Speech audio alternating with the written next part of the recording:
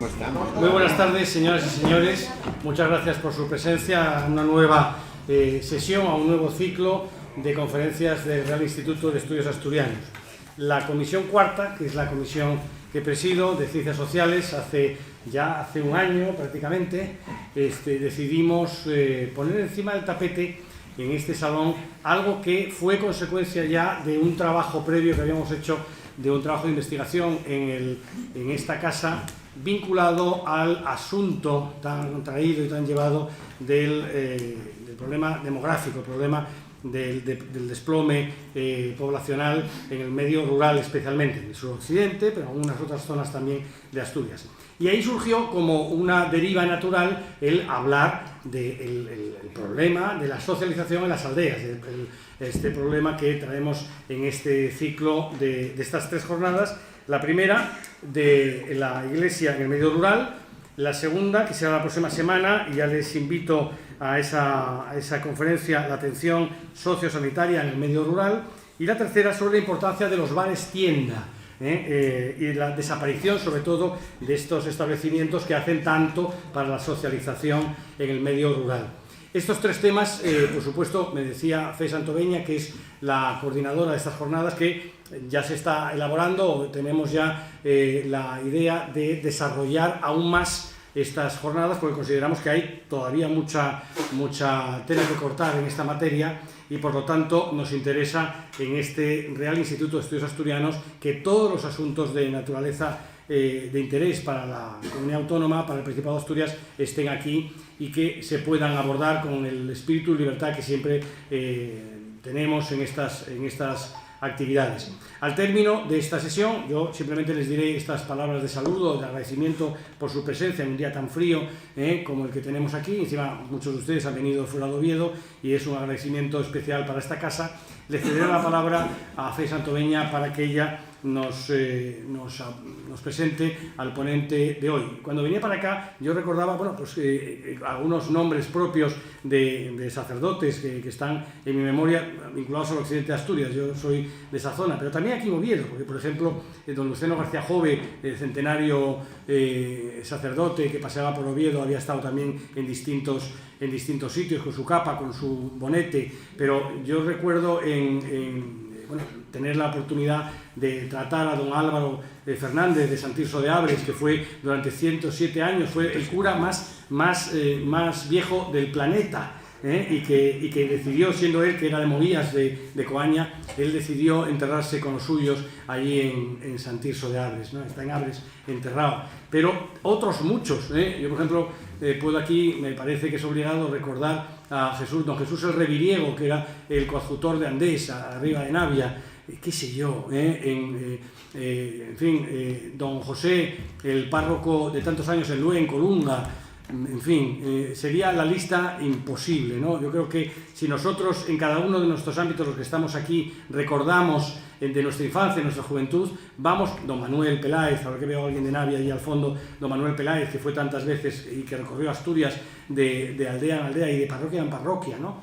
De hecho, de las casi 900 parroquias que hay en Asturias, hubo un asturiano que también formó parte de este Instituto de Estudios Asturianos, que conoció prácticamente a todos ellos, y que cuando yo hablaba con él de este tema, él me decía, es que no hay parroquia que no haya un párroco que haya hecho por esa aldea, por esa parroquia, un esfuerzo de socializar y de hacer sociedad en ese ámbito rural, en ese ámbito muchas veces tan alejado de las grandes urbes, ¿no? Bueno, estas palabras son meramente introductorias para reconocer a estos sacerdotes, reconocer a estos religiosos, a estos clérigos, el trabajo que han hecho, no solo desde el punto de vista espiritual extraordinario, tantas vocaciones que han surgido justamente por el ejemplo de estos sacerdotes, sino también para poner aquí encima de la mesa el extraordinario papel que han tenido en la socialización en el mundo rural.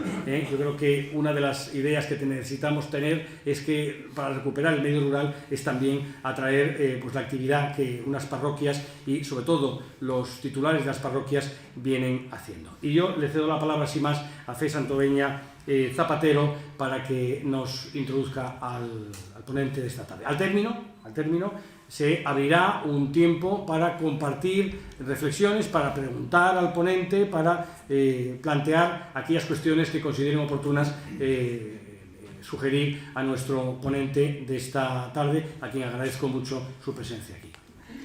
Muchas gracias. Bueno, les parecerá un poco curiosa quizá la presentación, porque yo conocí a Tino, a Celestino, como los decimos de broma, a Constantino Bada, hace ya unos años, porque Radio Televisión del Principado me llamó para retransmitir la misa de Covadonga. Claro, a mí me dejó muy sorprendida, ¿cómo se retransmite una misa? Claro, a un antropólogo sociocultural que le pidan que retransmita un rito tan complejo como una misa, pues va de cabeza a ver qué es lo que ocurre. Y me encontré con que mi compañero de retransmisión era Constantino. Y establecimos ahí un tour de force, los dos, toma y daca, y yo me encontré con una persona extraordinariamente culta y extraordinariamente maravillosa a la hora de comunicar. Entonces, claro, justamente cuando hablamos de estas charlas y de preparar estas comunicaciones, rápidamente se me vino a la cabeza pues la persona de Constantino. Nada más y nada menos que estudió filología románica francesa, por lo cual es una persona que habla inglés, francés, italiano y por supuesto latín y griego con absoluta fluidez. Se doctoró en teología por la Unidad Pontificia de Salamanca después de haberse licenciado en teología bíblica en la Universidad Gregoriana de Roma, aparte de completar sus estudios en arqueología bíblica en Jerusalén, ¿vale? Pero además de esto, hoy es el jefe del Departamento de Sagradas Escrituras y Teología Sistemática del Instituto Superior de Estudios Teológicos de Oviedo, y la razón más importante es que él es tetrapárroco del arciprestazgo de Avilés. En nuestras charlas muchas veces comentamos la situación en la que se encuentran las parroquias del entorno rural. No necesitamos, como comentaba en la presentación, no necesitamos ir hasta San Tirso de Abres o hasta cualquier concejo del suroccidente para darnos cuenta de cuál es la situación precaria en la que se encuentran muchas y pequeñas parroquias en los alrededores del entorno urbano. Así que, sin más, por mi parte, le cedo la palabra al doctor reverendo Constantino Bada Prendes de Granda. Antes me gustaría saludar al director general de Reto Demográfico, que ha tenido el gesto de estar presente en esta sesión. Gracias. Pues muchas gracias, don Santoveña, y agradezco desde luego su amable invitación para participar en estos foros culturales del RIDEA, en estas jornadas de sociedad y ruralización. Y ya también de antemano agradezco al auditorio presente su indulgente atención. Aquí tengo alumnos, tengo vecinos, tengo feligreses. No he amenazado a nadie, lo juro, para venir con este día que hay tan malo y tan frío. Tampoco le he pagado a la doctora Santoveña por esa presentación, que agradezco muchísimo, porque somos ya como compañeros de set en Covadonga de la transmisión de la Santina. Yo llevo ya 14 años, soy veterano, y contigo creo que llevo ya como unos 3 o 4 años, unos cuantos ya. En 1936, Georges Bernanos, el célebre novelista y dramaturgo francés, escribe una de sus más conocidas obras, Diario de un cura rural, en la que presenta el tema de la batalla de la fe en su lucha contra el pecado, más que el contexto antropológico propio del mundo rural de la época.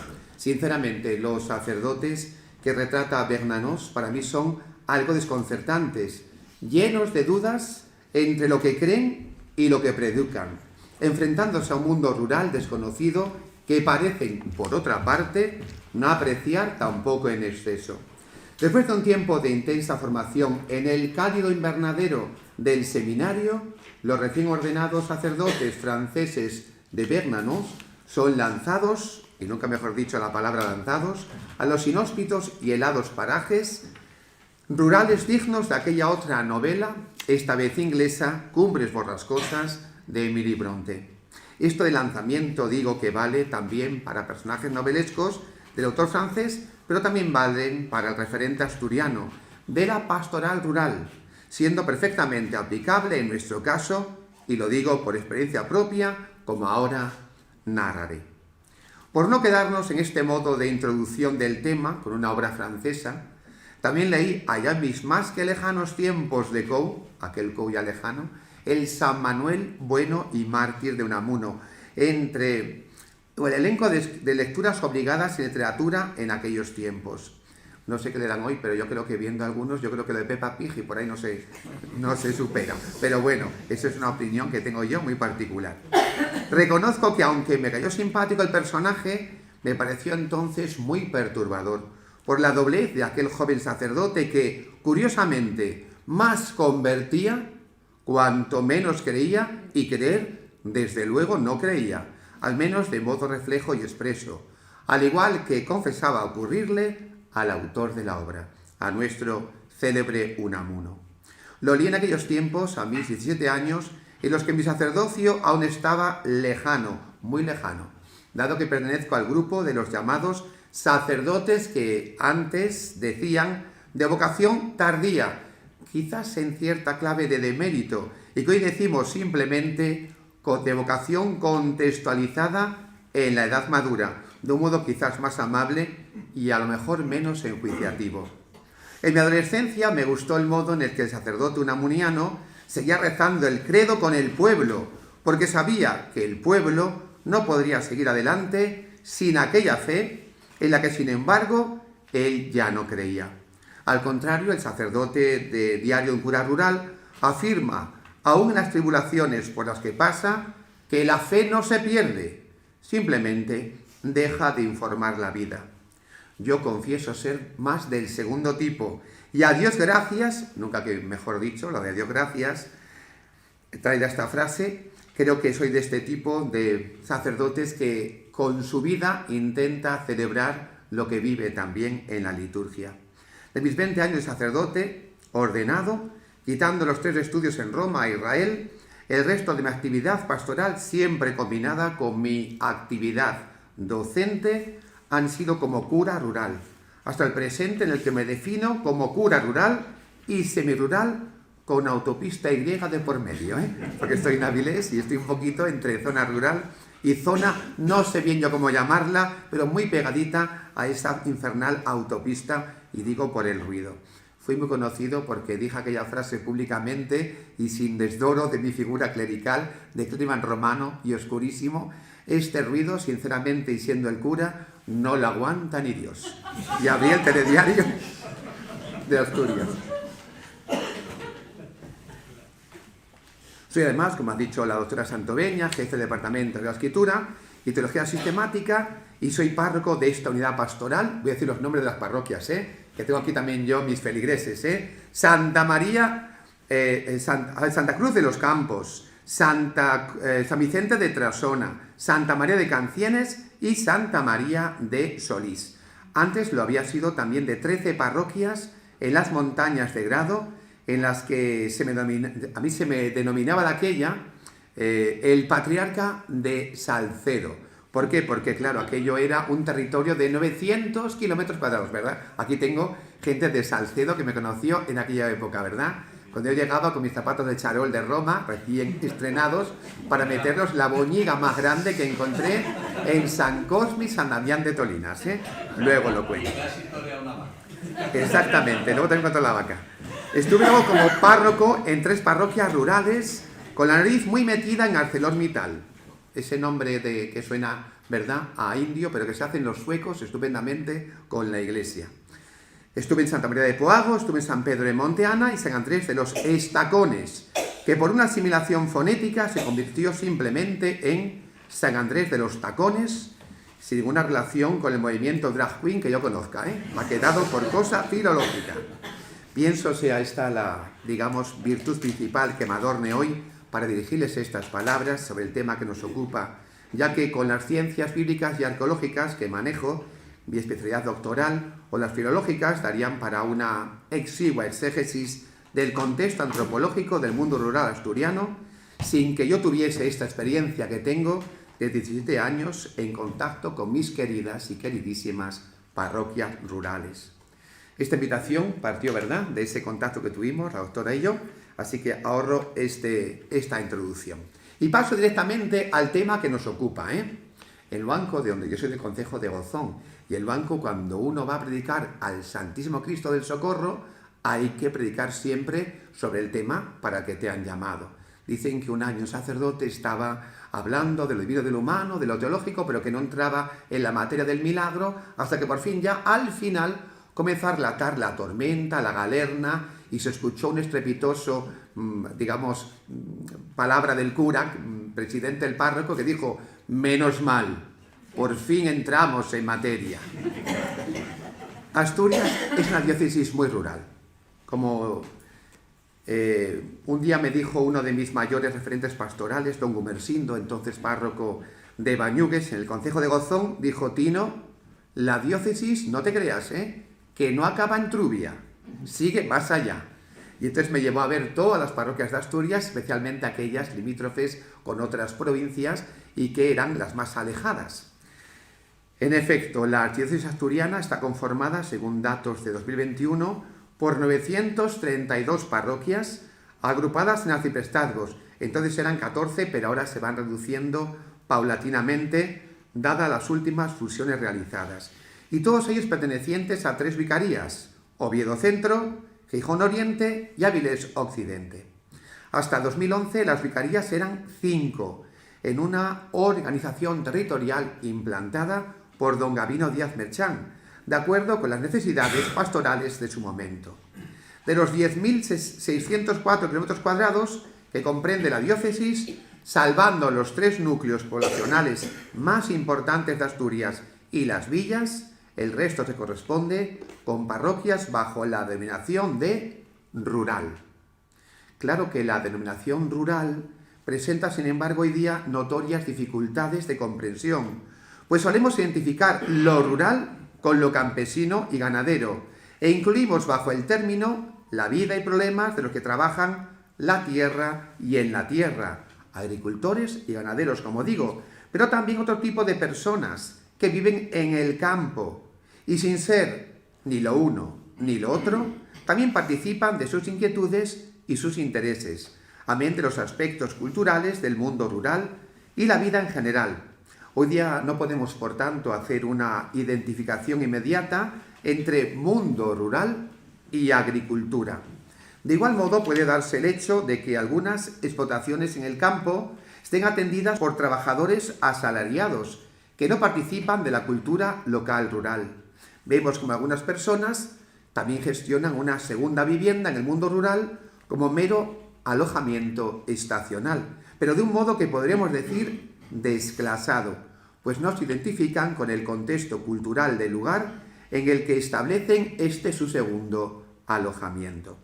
Los alojamientos rurales son otros focos de choque con el propio mundo rural y la natural ruralidad de un campo en el que los gallos cantan de madrugada, los animales no llevan dodotis en general y además algunos prados huelen a lo que diríamos hoy día, después de Navidades y tanto anuncio de colonia, a Cuchaguel le parfum de vacas, porque es lo que huelen, a puro cucho, para disgusto del despistado huésped en busca de un campo idílico y descafinado propio de las imágenes de la plataforma Pinterest. Todo tan bonito y tan shabby country, como dicen ahora.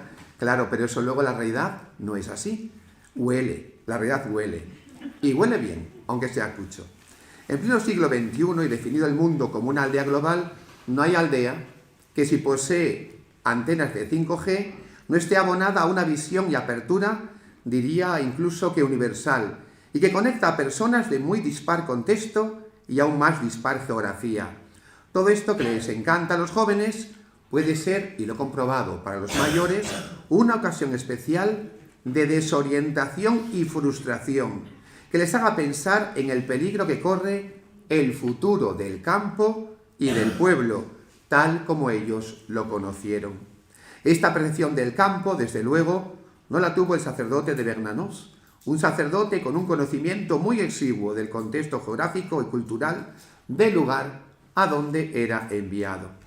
La Iglesia ha mantenido una pastoral muy específica dirigida al mundo rural, hasta el punto de que en estas sociedades rurales el cura, el médico y el maestro, al que en algunos casos venía a unirse el boticario, eran las referencias humanas básicas, por este orden mencionado. y no barro para casa, es que era así. La iglesia, las capillas, el bar tienda y la escuela eran los 3 edificios o los 4 edificios que congregaban a la feligresía en los diferentes momentos de la vida, importantes y menos importantes. El sacerdote ejercía la cura animarum, pero también era la persona a la que pedir consejo en temas de papeleos y gestiones administrativas, ante las distintas también instancias públicas, pero también en temas de herencias y otras cuestiones académicas en el orden de la educación de los hijos. Soy biblista. ¿Me dejas un poquito que hable de Biblia? Porque es que si no, quiero un poco ponerle una base bíblica a este contexto rural tan bonito. Jesús y la ruralidad, un poquito por tanto de Biblia. Eclesiásticamente el mandato, id al mundo entero y proclamad la buena nueva a todas las gentes, Mateo 28, 18 al 20, incluía ya de muy primera mano una llamada a la evangelización de las sociedades rurales, muy en consonancia con el propio perfil de su fundador, Jesucristo, que creció en el contexto de un pequeño villorrio galileo llamado Nazaret. Aquí sí que yo juego con ventaja, porque al estudiar arqueología, en aquel lugar he podido ver cómo es o cómo era el antiguo Nazaret, debajo de lo que son el edificio principal de Nazaret, la Basílica de la Anunciación, tenemos el antiguo pueblo excavado de Nazaret. Hemos visto que más o menos ocuparía el lugar de la basílica, no mucho más. Tendría unos 200 habitantes, no mucho más. Son casas que tienen una parte, digamos, rupestre, están en cuevas, otra parte está al exterior. Por eso muchas de las casas tienen muchas dependencias subterráneas. Por eso toda Galilea, salvo las grandes ciudades de Tiberiades, Éforis o Cesarea de Filipos, era también eminentemente rural. Y Jesús en su pastoral se mantuvo en los límites de estos pequeños villorrios, con pequeñas incursiones en la Decápolis y los preceptivos viajes a Jerusalén, pasando por Jericó. Los destinatarios de su mensaje nuevo y original eran en aquel tiempo las gentes propias de la ruralidad de la Palestina del siglo I, el pescador, el pastor, el jornalero y el labrador y sus familias constituían el grupo de oyentes más asiduos de Jesús de Nazaret.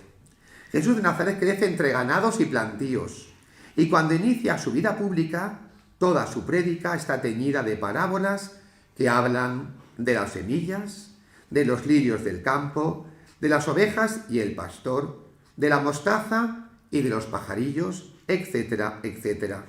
De la lectura de los evangelios llegamos a la conclusión de que el cristianismo nace en un marco absolutamente campesino. Había otras posibilidades, pero fue, creo que de acuerdo con el estilo que Dios despliega en las Escrituras, el medio rural, el ámbito en el que Dios se encarnó y en donde halló sus primeros ayudantes con los que constituyó aquel inicial colegio apostólico. El escenario donde por vez primera el Hijo de Dios encomendó esta labor a los suyos fue un escenario, por tanto, eminentemente rural. El monte, el lago, el desierto, el huerto o el camino son los lugares que acogieron 1000 veces su presencia y su palabra salvadora. Ya al fundar el pueblo de Dios, la solidaridad orgánica de aquel pueblo hacía que los individuos vivieran y actuaran en función del todo, del grupo humano, de modo que cada individuo era, con respecto al grupo, lo que los miembros son con respecto al cuerpo viviente, que decimos ahora el cuerpo de Cristo en la Iglesia.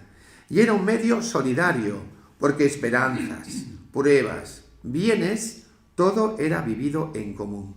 Los que somos de campo bien sabemos de esto en nuestros pueblitos, con las extraferias y las ayudas que se daban entre las caserías. Era un medio solidario. El bienestar prometido por Yahvé, aquel que soñaban para el futuro, debían compartirlo todos. Por eso el Deuteronomio va a expresar una intención auténticamente mosaica de Moisés, evocando el ideal de un pueblo fraternal, en el que no debería, por tanto, haber ni pobres, los que eran conocidos como los Anahuim, el lenguaje del Antiguo Testamento. Pero claro, una vez asentado el pueblo en Canaán, la realidad se impuso, hubieron de adaptarse a las condiciones de una civilización agrícola. Desde ese momento intervienen en la suerte del pueblo, la suerte y la desgracia en general, la calidad de los terrenos que les han tocado en suerte, las racias, ataques de otros pueblos, enemigos, los matrimonios mixtos con la población indígena, que por cierto ya conocía unas tradiciones agrícolas excelentes. El pedazo de tierra propio se convertía en el centro de atracción, el deseo de acrecentarlo, a veces por medios inconfesables, contradecía los términos de los mandamientos. Esto no me es nada extraño. En los pueblitos todavía hay una especie de aferramiento a la tierra, que por un finso, en Gozón decimos finso, a los hitos que marcan la delimitación de los terrenos. Pues donde estuve yo, fesoriazos había, a cuenta de un finso para acá o un finso para allá. De hecho, yo de celebrar alguna vez en una parroquia, no digo el nombre, y todos muy dándose la paz, todos muy amorosamente cristianos, y al salir por un finso, decía uno al otro, y te pego una patada que te lanzo por encima del muro, y te doy contra el finso. Claro, se ve que esto de la tierra todavía queda muy arraigado también hoy día. Tengo muchas citas que no voy a decir. Cuando yo haga esta comunicación voy a hacerla por escrito, la tengo por escrito y voy a corregirla, tengo algunos errores y le voy a poner a disposición, para aquel que quiera también pues descargarla y tenerla consigo. Termino con esta parte bíblica. El objetivo liberador de Jesús, llega en el Nuevo Testamento, hacía que aquel pueblo campesino y pastor sea también el objetivo que la iglesia rural de todos los tiempos ha heredado desde su mismo fundador: liberar, acompañar y dar esperanza a unas gentes que a lo largo de los tiempos y según épocas concretas han sufrido desprecios y han sido tratados como seres de inferior categoría por las fuerzas que han ostentado el poder. Esta tarea liberadora, aceptada por la Iglesia y asumida directamente del comportamiento de Jesús, no tiene exclusivamente una faceta espiritual. El Concilio Vaticano II ya proclamaba, sin ambages, que el objeto de la misión pastoral es la liberación de toda esclavitud, sea económica, cultural o política. Adgentes número 11 y 12, podéis leerlo. La salvación o es integral o no será salvación. Es la persona en su unidad indivisible, el fin de toda acción salvífica. Dicho lo anterior, ¿cuál es la percepción de la Iglesia, del mundo rural, en Asturias? ¿Y cómo afrontamos la pastoral rural, los curas de hoy en día? Claro, yo hablo por mí mismo, no puedo hablar en nombre de todos los curas. Cada uno tiene su experiencia. Los agentes de la pastoral en la zona rural son principalmente sacerdotes, diáconos en tránsito al sacerdocio, diáconos permanentes, aquí tengo ya mi diácono, bueno, el de Don Jesús, pero que es mío, Jesús, aquí de Trasona, y también religiosos y religiosas y los laicos muy importantes. En un principio no hay un criterio de selección del prototipo de pastor necesario y adaptado al perfil, al modo que se esperaría en una empresa que cuenta con un departamento de recursos humanos. Nosotros funcionamos con el sistema tocote o tocarate, de toda la vida, Si no tocó, tocarate, porque el que no pasa por un pueblo va a perderse mucho, mucho, mucho.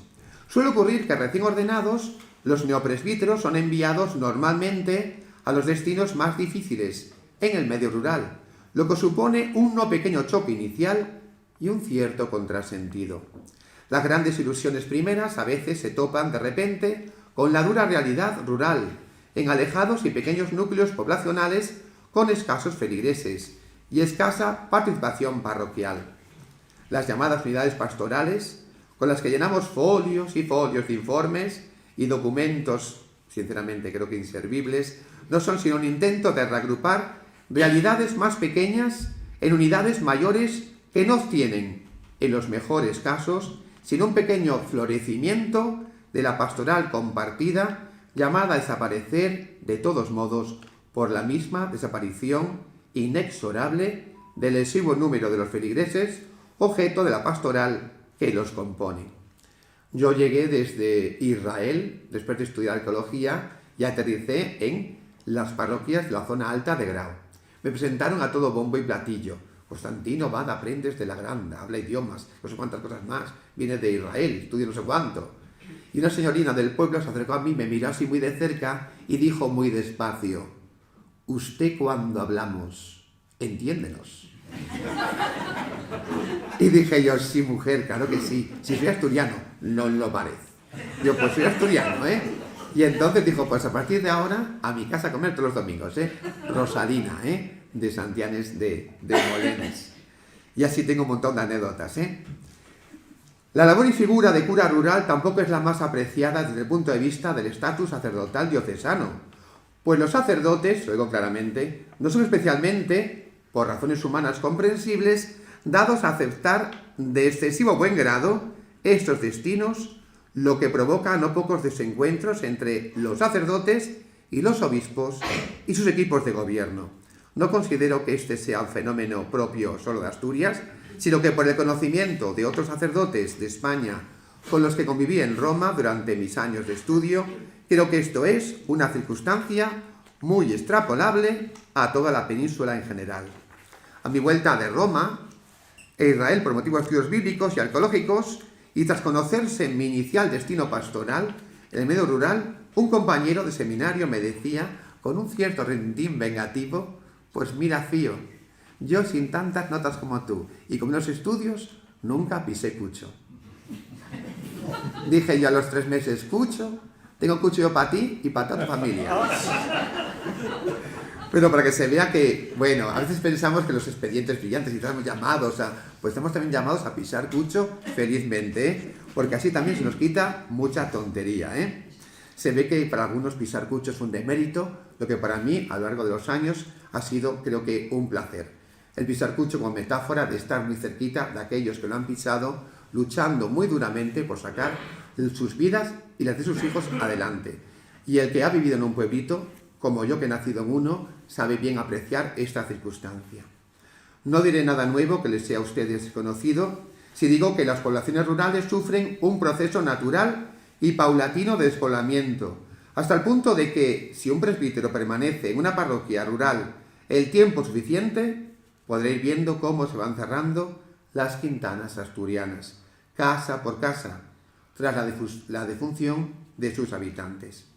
Mirad, este verano subí a la zona donde estuve en mis contactos iniciales como sacerdote rural, a venir de los estudios, estuve en la zona de Salceo y comprobé como en algún núcleo que era el principal había una quintana donde absolutamente todas las casas entonces habitadas estaban vacías.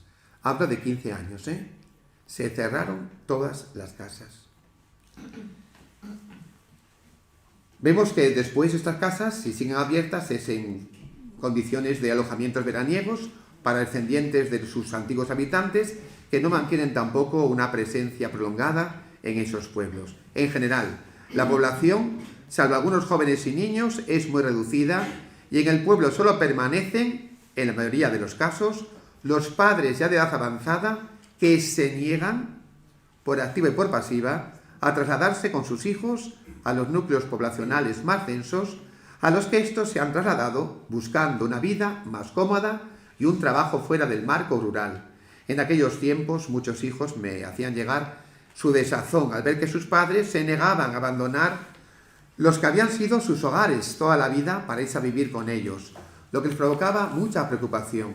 No obstante, también hay que decir que el teléfono móvil, las videollamadas, vinieron a cubrir un modo de poner en contacto directo y en tiempo real ambas realidades, la rural y la urbana.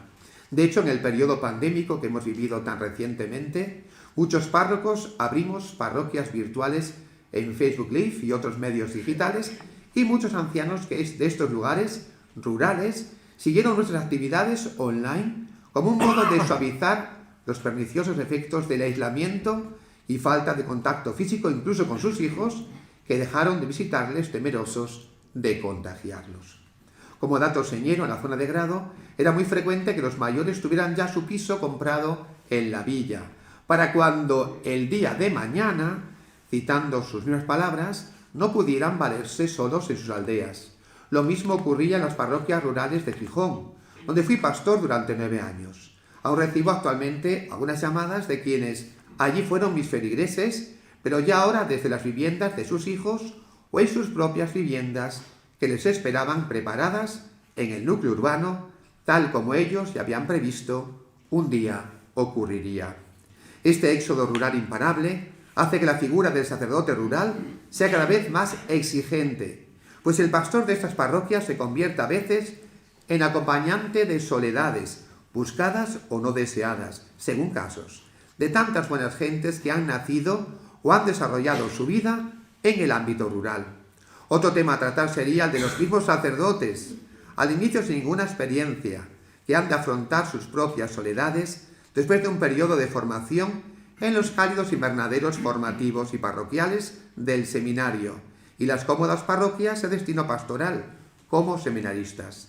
Después de 6 años en el seminario y 1 año de diaconado, el neopresbítero experimenta el lanzamiento, casi literal, hacia un destino que en muchos casos ni conocía, en el que ha de cimbrearse e ir ajustando sus capacidades y disposiciones al servicio pastoral en un contexto, por cierto, nada fácil.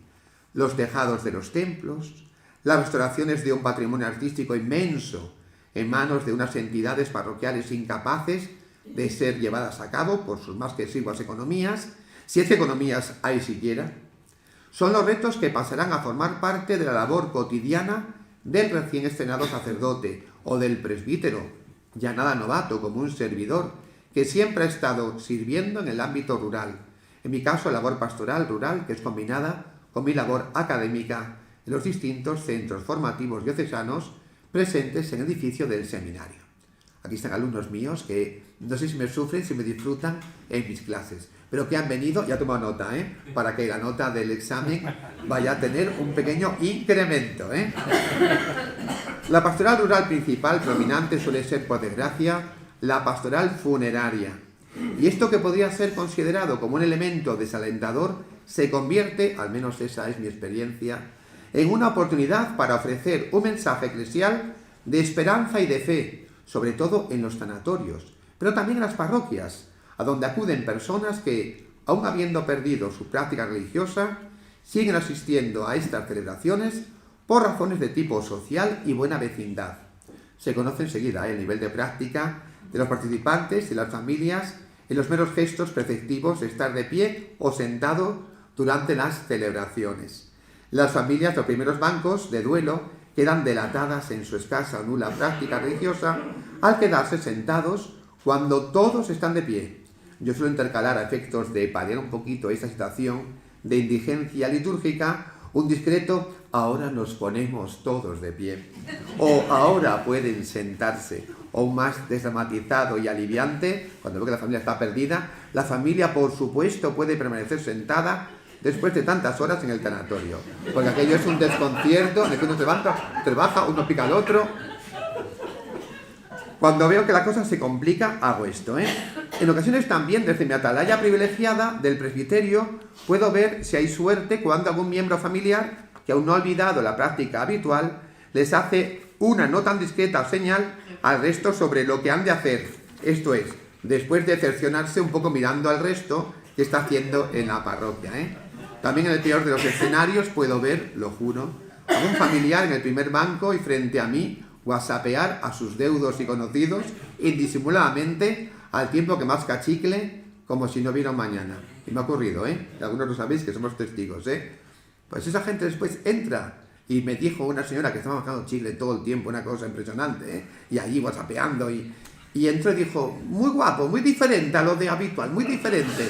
Y yo, menos mal que era el entierro del padre, si llega a ser, vamos, un festival folclórico. Pues así me lo dijo, me sentí halagado porque la persona entró a decírmelo y ya era algo, A pesar de esta realidad rural incontestable, la parroquia rural podría bien ser una de las últimas esperanzas para la revitalización de las zonas rurales de Asturias, en las que el sentido de identidad está muy acentuado entre las personas que se sienten unidas a una realidad que desde el inicio de su vida ha sido el marco referencial de toda su existencia y donde han celebrado los ritos de paso más importantes. En ellas se han bautizado, han hecho la primera comunión y se han casado, han despedido a sus seres queridos que ahora reposan en los innumerables cementerios parroquiales. La realidad material del templo o de las capillas parroquiales forman ya parte del paisaje afectivo de su existencia, su memoria histórica que se remonta también a sus antepasados.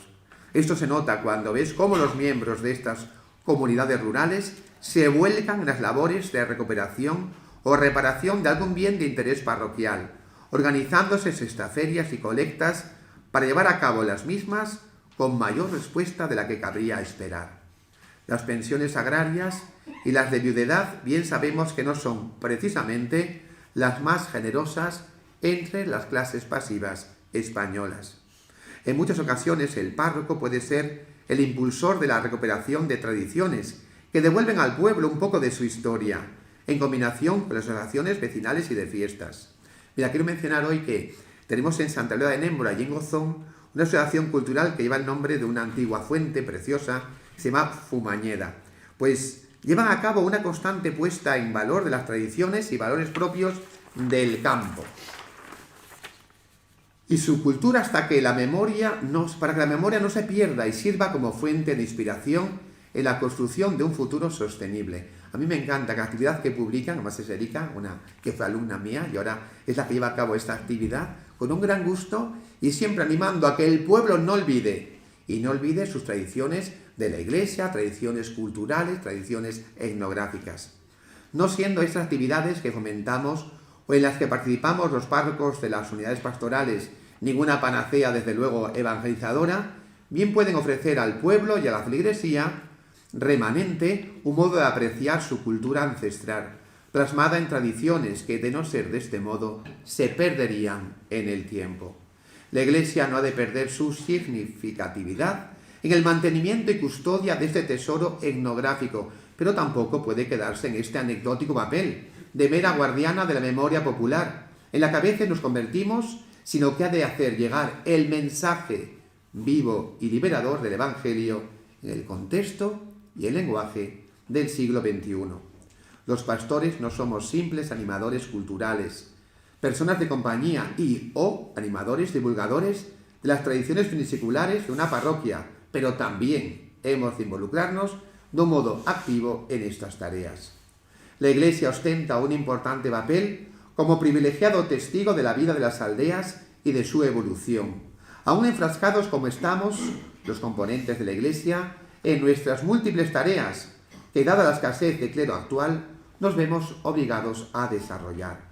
El párroco de una parroquia rural siempre tendrá el verdadero privilegio de conocer a su feligresía de cerca, sus penas y sus alegrías, de primera mano, y a compartir en el precioso marco de la vida, en la naturaleza, esa maravilla de parroquia rural. Mirad, puede contar muchas anécdotas. Yo estaba, claro, tenía muchas misas porque eran 13 parroquias y la última no era una misa, era una visita a una señora de 99 años, allí en Santianes, que andaba siempre enchufada pobrecita allí pues al oxígeno.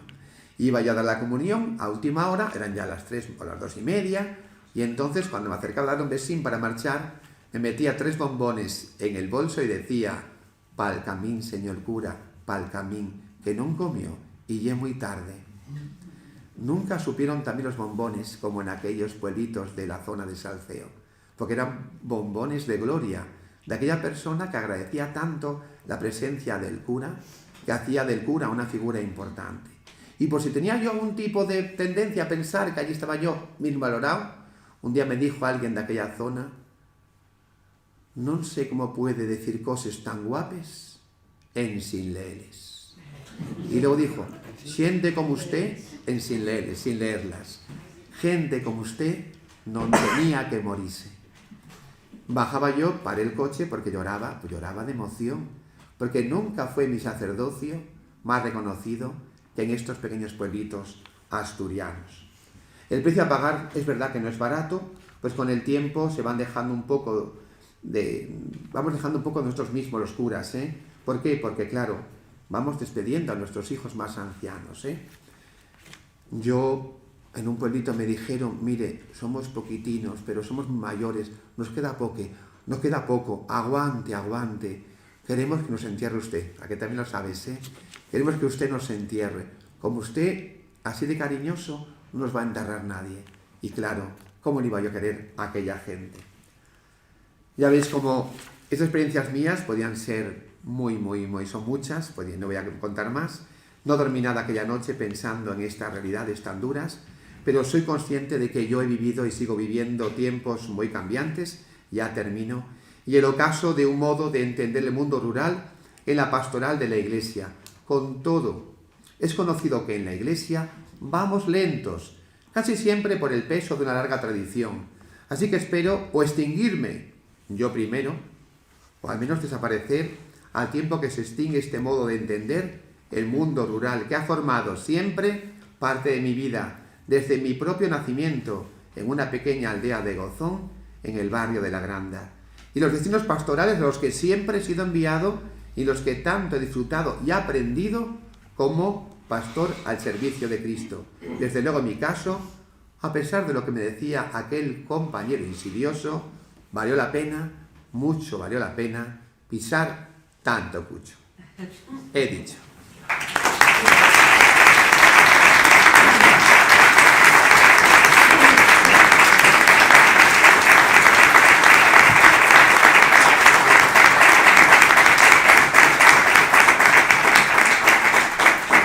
Muchísimas gracias, don Constantino.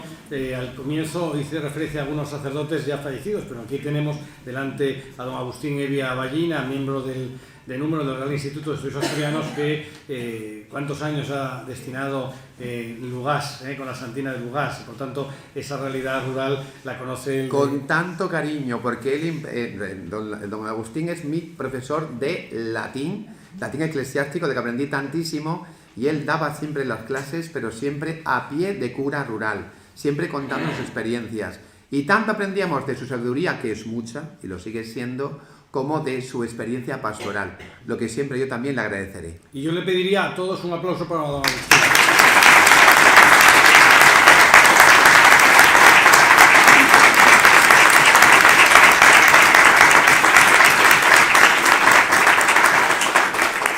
Iba a decir que, por ejemplo, si hay dificultad en el encuentro, pues que podemos todos sentirnos colaboradores. Me impresiona mucho un pueblo de Grado que ha desaparecido como pueblo y como entidad, no sé si es Santo Adriano o algo así. Sí, hay una capilla, sí. Santo Adriano del Monte. Nuestros vecinos, Sí, que van una vez al año a la misa. los vecinos el día de San Adriano se reúnen todos los años para celebrar la misa que se la celebra el sacerdote o un sacerdote, y al mismo tiempo manifestar su adhesión al pasado. No quieren perder la conexión con las raíces, con aquellos elementos que pueden decirse fantásticos y que son el mantenimiento de la tradición y de las tradiciones que todos necesitamos para no perder el contacto con las circunstancias del pasado. Yo pienso que en esto hemos de concienciarnos un poquito los sacerdotes, porque esos pueblitos que tienen tan poca vida durante el invierno, en el verano como que florecen porque la gente quiere mantener al menos la sacramental o la fiesta del patrono. A veces estamos un poquito reacios, tenemos mucha actividad, muchas cosas, pero es muy importante que al menos podamos ayudar a que perviva en la memoria las fiestas, además eclesiásticas, que fueron tan importantes y siguen siendo un elemento muy importante en la vida de estas personas. La conservación de las capillas es un elemento vital para nuestros pueblos. A través de ellas saldría adelante el mundo rural. Exactamente. Sí, opinamos igual. Sí, señor. Quería hacer un apunte a colación de lo que está diciendo ahora don Agustín, y es que esos vecinos de San Adriano no son capaces de que la administración les haga una carretera para poder llegar a su pueblo, porque la realidad de ese pueblo fue, y bueno, es que surgió así, abandonaron el pueblo, y ellos lo decían en un programa de televisión, cuando sus hijos fueron obligados a estudiar fuera del pueblo. Y decía un señor, dice, claro, nosotros no estábamos acostumbrados a eso, hombre. Entonces marcharon todos del pueblo para poder estar al lado de sus hijos, pero tienen como un ansia, ¿no?, de poder ir a sus casas, de poder transmitir ese amor que tenían a sus hijos, de hecho, conservan esa fiesta que hacen anual, mantienen la iglesia en perfectas condiciones. La santa la guardan en la iglesia de Yernes, porque bueno, había sufrido vandalismo una vez y se mantienen, pues efectivamente. El tema religioso es un tema, tanto en las celebraciones religiosas como en los funerales, un polo de atracción de toda la gente que en un momento determinado tuvimos que marchar por alguna circunstancia del sitio donde nacimos y donde tenemos pues los recuerdos. En mi época, ¿te acuerdas de Vío del Pico, en aquella parroquia que en lo alto había una capilla de Santa Catalina y estaba la capilla en ruinas, pero la imagen que la traje yo a la rectoral y se conservó por lo menos? Yo quisiera apuntar el asunto de la edad avanzada de muchos sacerdotes que están recorriendo 15 o 20 parroquias. Es decir, yo creo que ese es un problema, supongo que estará la diócesis trabajando en ello, porque claro, estamos hablando de párrocos o sacerdotes que tienen que atender a un montón de parroquias y con una edad, en muchos casos, muy avanzada, ¿no? Yo creo que quizá los primeros destinos para los jóvenes, ¿no?, sacerdotes que salen del seminario, quizá debía ser ese, ¿no? De hecho es ese, los primeros destinos suelen ser, salvo que algunos se ha tocado por la orla del manto del obispo, suelen ser, que hay casos también, pues suelen ser siempre que le toca siempre pues, ir a un destino pastoral. ¿Por qué? Porque son jóvenes y están en disposición de poder conducir mejor. Pero bueno, también hay de todo, también tenemos gente mayor, también los pueblitos, y gente que quiere los pueblitos, que no quiere ciudades y demás, ¿no? Parece que hay una especie de tendencia hacia lo que es la pastoral del asfalto, que algunos parecen tener. Pero claro, tenemos un problema en los pueblitos. ¿Por qué? Porque, claro, la gente piensa que el arzobispado, yo no sé lo que piensa el arzobispado, yo soy Constantino Bada, no hablo en nombre de la Iglesia ahora mismo. Yo creo que no hay ningún tipo de... Vamos a ver, ¿qué es lo que tenemos? Recursos humanos, vamos a enviar a tal persona con ese perfil. Hacemos lo que podemos, vamos rellenando huecos y ya está. Y es lo que hacen los obispos, que se ven además muchas veces ante varias negativas del sacerdote. Yo lo sé porque cuando llega a mí y me abraza, digo, es que a dos anteriores han dicho que no, seguro, claro. ¿Por qué vas tú al campo a una muerta con todo lo que estudios que tienes y tal? Digo, porque no fuiste tú, por eso voy yo. Y voy porque voy encantado. Pero es verdad que no es fácil, porque somos cada vez menos y es mucho... La Iglesia tiene una estructura que es difícil de cambiar. Ahora se habla de las unidades pastorales. Mirad, yo fui también un defensor y sigo siéndolo, porque me toca defenderlo. Pero las unidades pastorales, unidades de acción pastoral se llaman ahora, son las más para los mismos. Porque muere un sacerdote, las de al lado te van a ti. Muere otro, las de al lado te van a ti. Tenías 5, ahora tienes 50. Y es lo que, claro, eso no tiene ningún tipo de sostenimiento. Porque tú vas... Me acuerdo que fui un verano venía de Roma y sustituir no voy a la parroquia para que no se sepa, pero una zona de Asturias un poco muy rural, y entonces yo tenía misa a las 10, a las 10 y media, los hombres. Oye, pero ¿cómo puede ser? Es que el cura anterior nace como usted, viene vestido en el coche. Y ya entonces, pues, yo, claro, va depositando la misa como el correo. Claro, ¿qué tipo de atención pastoral es esa? Cuando dices, hola y adiós, hola y adiós, claro, eso no es nada. Y luego la gente quiere hablar contigo, quieren tener... Por ejemplo, yo no vivía en los pueblos de arriba, pero subía a hablar con la gente por semana, tomábamos un café. Muchas veces la mejor pastoral era estar una hora en una casa tomando un café con un ancianito, una ancianita, que estaban un poco solitos. Y la verdad, no sentí yo que les hacía un favor. Noté que me hacían un favor ellos a mí, porque me hacían sentir mejor sacerdote. Y ahí aprendí a ser sacerdote también. Luego también es verdad que, claro, hay una pastoral que es un poco chamánica, me perdonáis, quiero echarle una misa a la tía. Echarle una misa, como era, pues digo, se eché a comer a los gochos, pero a la misa de la tía. No, porque a la tía con la que fuiste más malo que la quina, y le das una misa para que no aquello que la dejaste en los ancianos. Entonces, esas cosas hay. Y luego el entierro. Mire, hable usted, pero si trae otros 10 curas, pagamos lo que haga falta. Digo, pero bueno, vamos a ver, pero no, hablar hable usted, por Dios, dice, bueno, menos mal, por lo menos, Pero digo, mira, me dan ganas de venir yo de invitado, porque pagaban lo que fuera, Digo, mire, cobro yo más y que venga otro. Pero todavía hay esas cositas que lo tienen los pueblos, ¿no?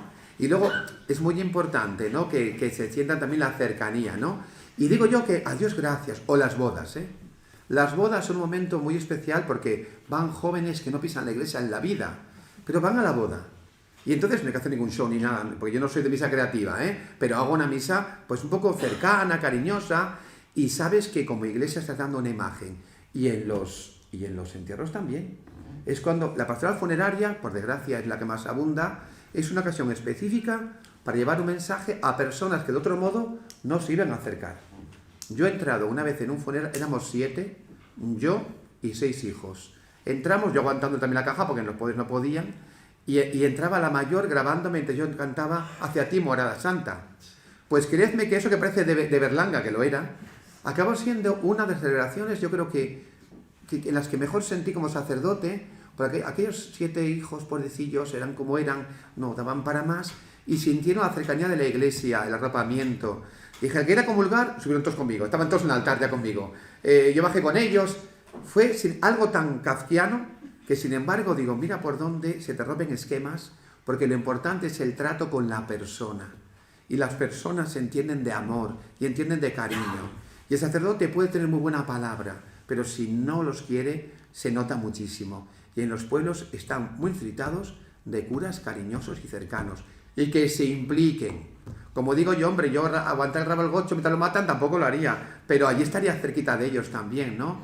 Y sé que entra la cuadra y pisar cucho, pues pisas cucho, A mí me tenían un poquito así, un poco pijo, la verdad. Entonces pensaban, yo, pues si yo soy de aldea también, y eso es algo que necesita también un perfil específico, Yo también comprendo que hay a lo mejor algunos que son muy cosmopolitas y esto del cucho no les va, pero yo creo que ellos se lo pierden, porque yo he encontrado tanta grandeza en tanta sencillez y tanta fe que estoy seguro que algunos de mis feligreses de esos pueblos realmente son santos. Una palabra Don Agustín. Quisiera pedirte, Constantino, que incorporaras en tu disertación, que ha sido maravillosa, que ha sido estupenda, que incorporaras la alusión al papel de las campanas. Muy importante, las campanas sí. que han venido haciendo la coherencia del pueblo de Dios, continuamente haciendo sobre todo una función religiosa. La campana es cuando suena la campana en los pueblitos, allí en la zona de Salceo, por ejemplo, claro, es que hay ecos unas de otras, ¿no? Y es como un símbolo de vida religiosa.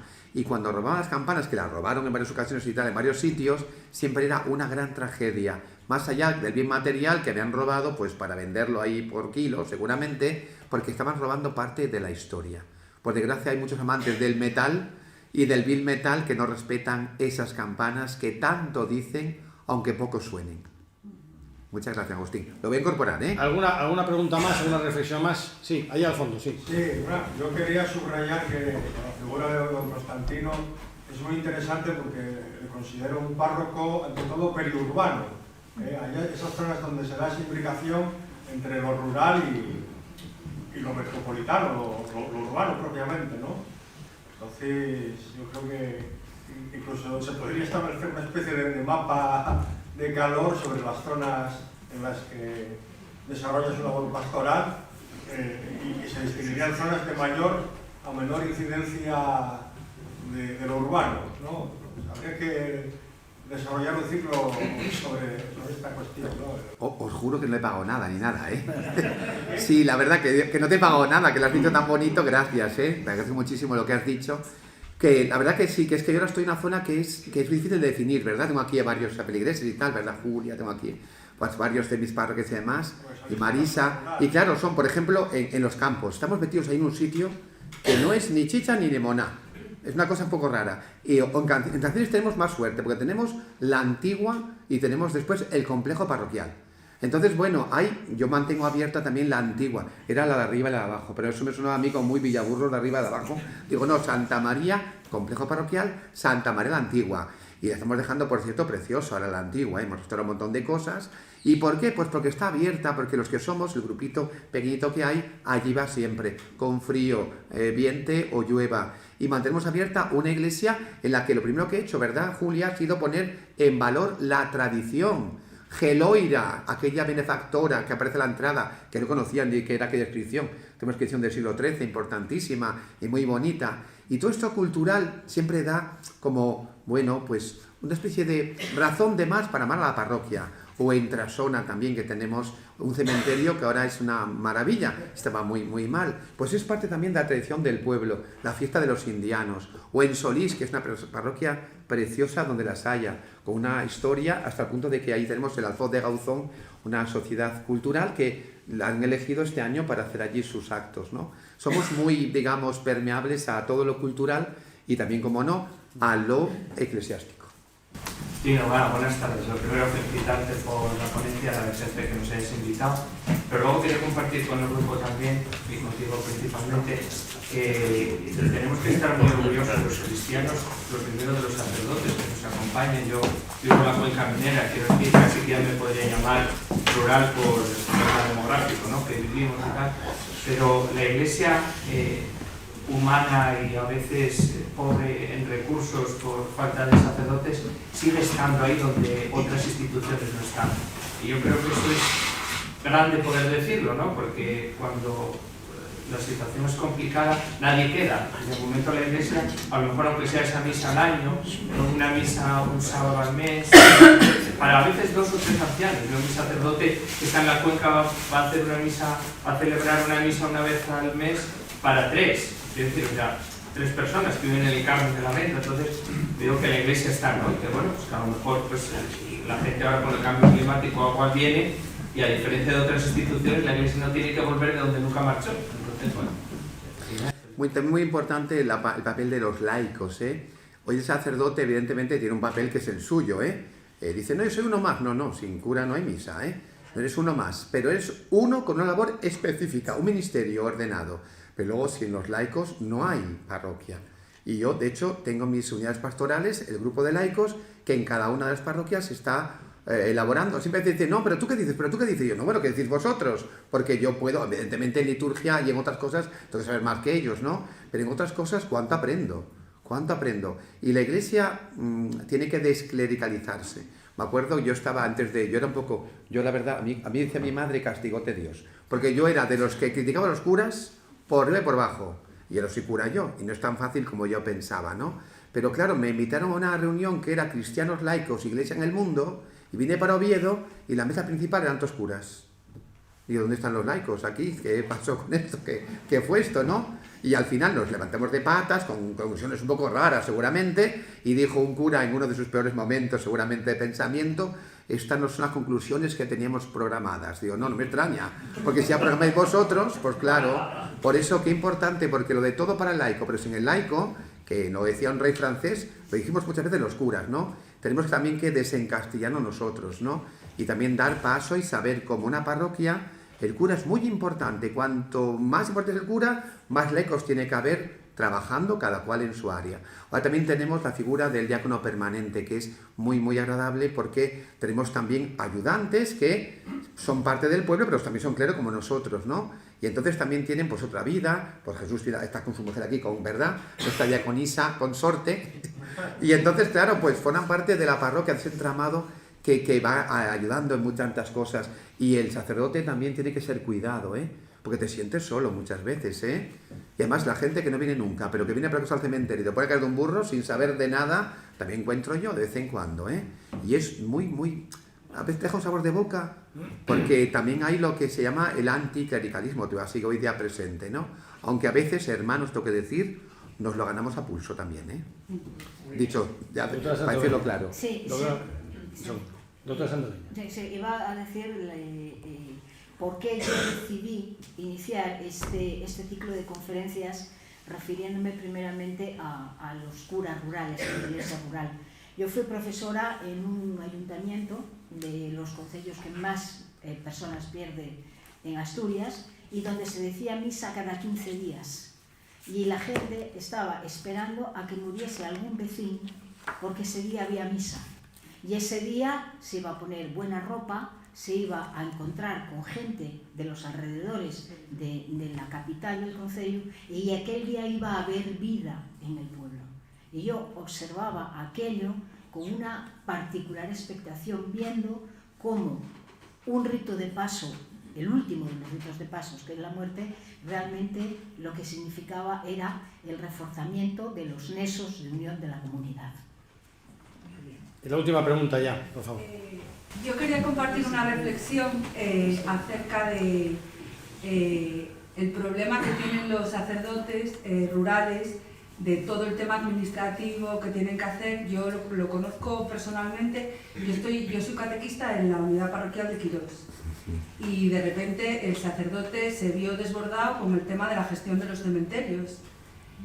A mí me gustaría preguntar si la Iglesia está reflexionando acerca de la importancia de vaciar al sacerdote de esa labor en favor de los laicos, que es lo que estábamos comentando, lo que estabais comentando, y que el sacerdote haga la función que tiene que hacer en la pastoral rural, que es el acompañamiento.